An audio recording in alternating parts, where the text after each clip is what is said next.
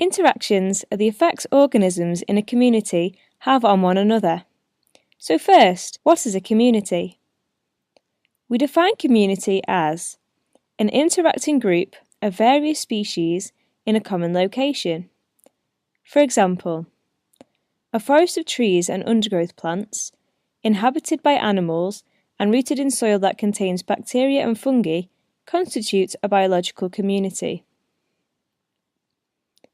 All species in a community will interact or affect each other in different ways, and interactions can be positive, negative, or neutral. Ecological interactions are classified into two categories, either inter- or intraspecific. Intraspecific interactions are the effects that individuals of the same species have on one another. For example, intraspecific competition is competition between members of the same species, like lots of chimps fighting over a piece of fruit.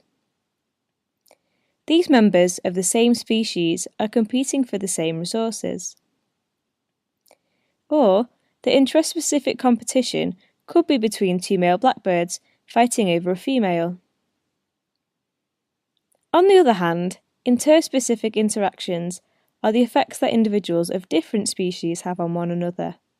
For example, interspecific competition may involve different species of plants and trees competing for light.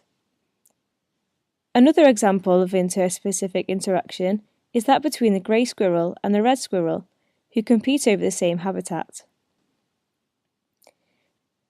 The more aggressive grey squirrel has over time pushed many red squirrel populations out of their habitats.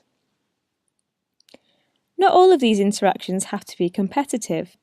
You'll learn this in the video on mutualism. To remember the difference between interspecific and intraspecific interactions, remember that international means between lots of different countries, so interspecific interactions are between lots of different species. Intranational would be within one nation.